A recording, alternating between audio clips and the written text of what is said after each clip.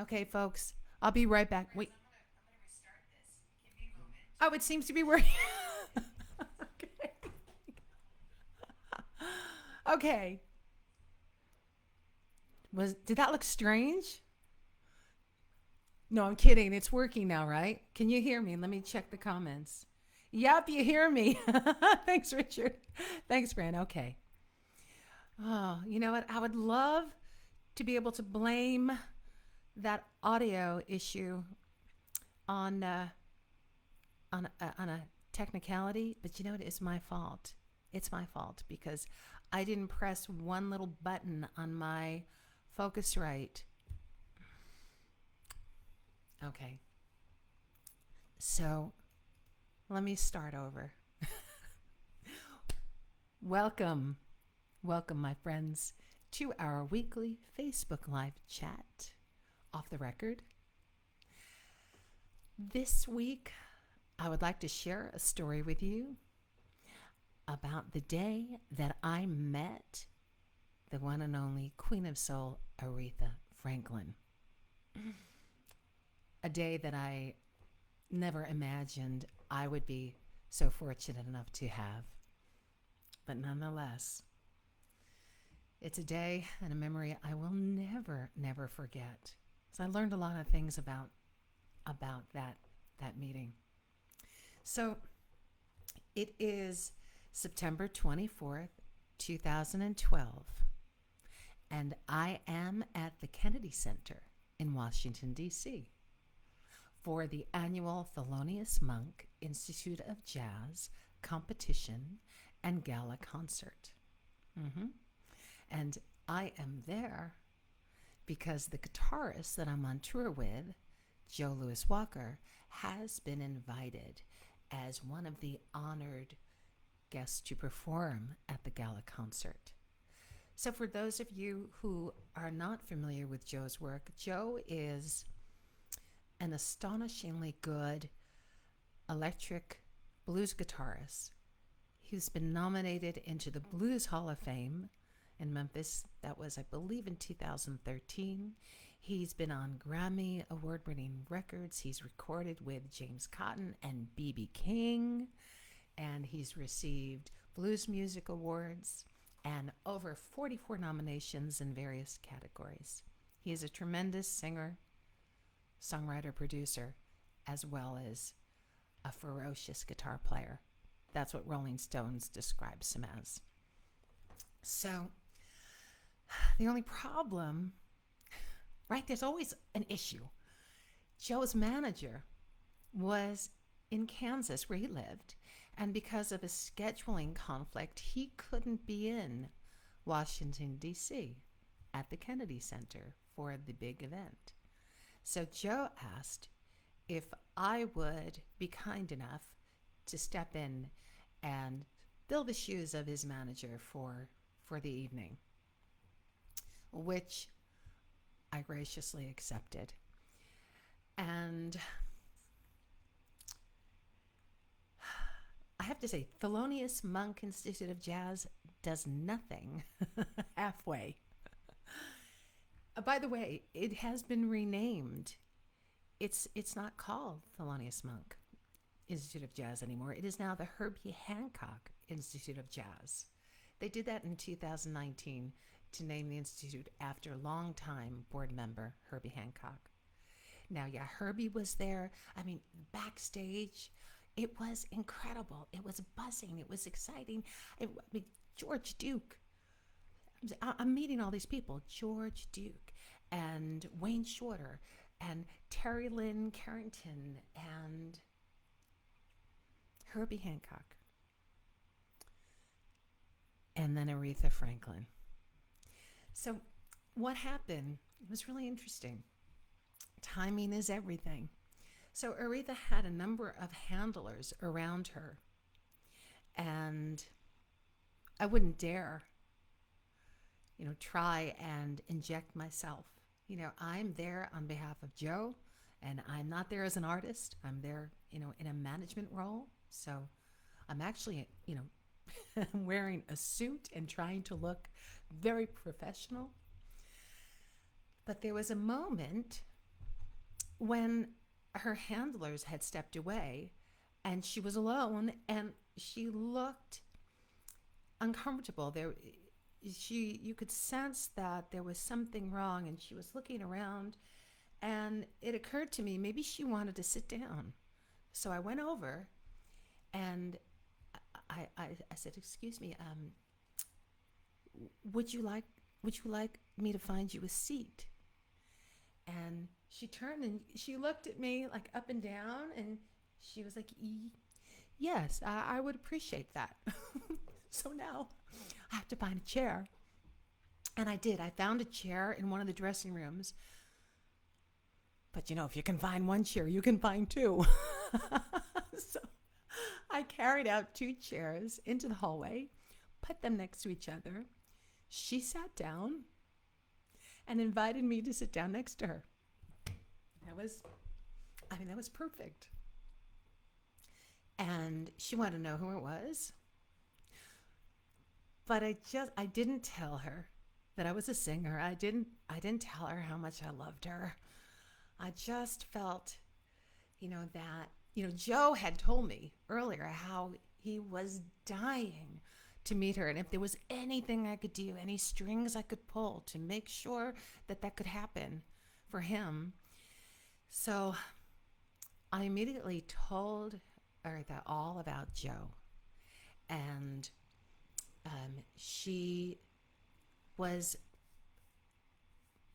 interested to learn, about Joe, and I explained that he was going to be performing, and I gave his whole discography, and I told her all about his awards and his accomplishments, and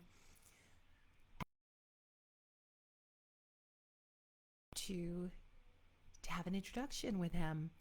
And she said, "Yes, sure, yeah." And I think that is what you see in the photo at that moment, her saying, "Yeah."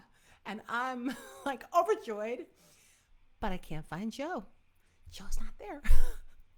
And like looking all over, where's Joe? I don't want to give up my seat, but I have to run, and I have to excuse myself from her side, a place that I wanted to spend the rest of my life, and run down into the dressing room. And it is like the Kennedy Center. It's just like this maze of rooms, and I'm passing Patty Austin. "Hi, Patty, I'll catch you in a minute. I'm just running here." And Lee Rittenauer, who I love, he's a friend. I'm like, "Lee, I'll be right back." I'm looking for Joe. Anyone seen Joe? And I find Joe in the dressing room, and he's like getting changed. He's like, "No time. Just come as you are. I don't care if you have pants on or not. Just come with me right now." And we run out of his dressing room and go back up into the hallway. And there she is, still in the same seat. And she's got her people around her now. And but she sees me and she's like, "It's cool." And I was able to introduce Joe and Aretha. And I felt, I'd finally given back something to Joe, because he had taken a big chance on bringing me into his tour. I mean, he had not done that before. He never had a female vocalist with him, and he had it set up where I was his, as he would say, she's my Tina Turner, and we're she's not a background singer, although I would have been very happy. That would have been enough. But he really set it up where I was, featured, and he was so supportive, and he did so much for me, especially at a time when I joined his band. I was really at the lowest point in my own career, not knowing how to continue, if I should. I was just, that's a story for another day, isn't it? So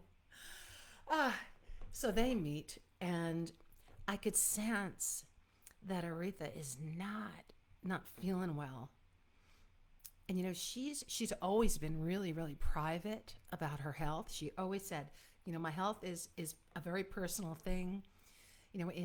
She had given an interview just 1 year before with People magazine, and she said, "Yeah, I had like a minor surgery," because she was suffering with pancreatic cancer for a long time, but really didn't like to talk about it. She said, "Yeah, it's minor. Um, I hear the rumors that I'm really sick, but that's just ridiculous. I feel fabulous." And she would say, my problem is after a show, I just, want to eat burgers and lie down. So that's my problem. So I feel the same way, by the way. Oh my God. So I really was worried that, because I know what it feels like when you're not well and you have to get up on stage, and because singing, your body is your instrument, and so much of your power, your vocal power, and just everything connected to your voice is your body, and how you really need to be feeling your best, to give your best performance. At least that's what I thought. Because when Aretha took that stage, and I saw her struggling backstage, not feeling well at all. And I saw her being helped on both sides with her guys, supporting her all the way to the wings. And I thought, and she was wearing this beautiful sequin gown. She looked fabulous. She's wearing heels, and I just thought, oh my God, this how's she gonna do this? She did it. Not only did she kill it, she killed it. It was perfection. It was extraordinary. She did a jazz song. She did Respect, and nailed it. No one could explain how she was able to overcome, the physical challenges, however she was suffering, that she never told anybody. She never told anyone. It just once again proves the power of music to heal, the power of music to overcome. Because when she was on that stage, and I'm telling you, she stole the show. She stole it. Even over Madeleine Albright, our former Secretary of State, who got up because she's been very involved with the Institute and promoting jazz around the world. She played drums. So did Tipper Gore. She was in an all-female band where she did play drums. Our former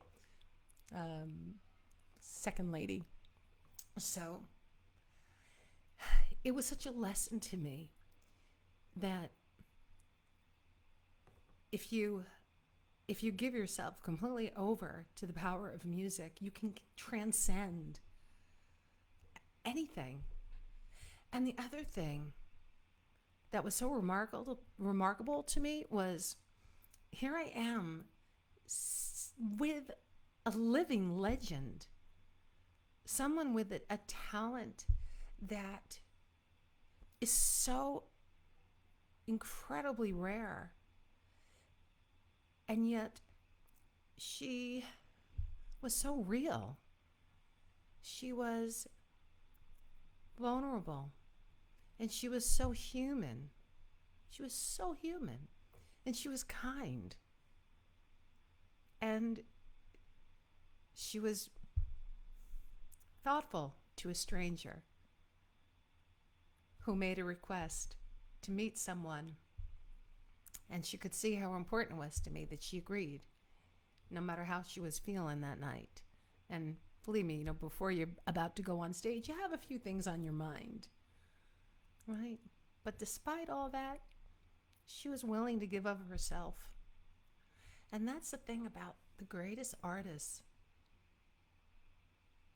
They just give so freely of themselves. And that was such an important lesson to me. And that experience is something that I will cherish for the rest of my life.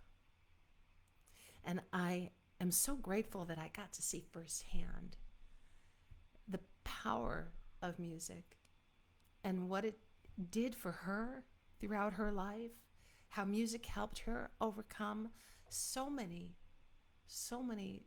tragedies in her own life.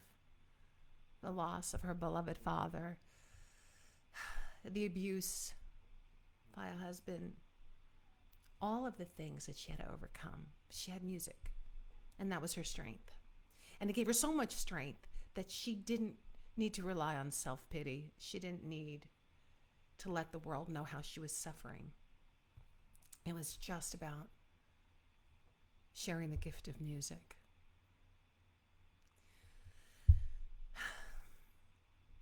So, my friends,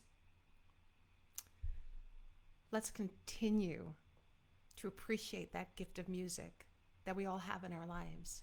Put on something you love right now. Let's go listen to Aretha. What's your favorite song? Let me know.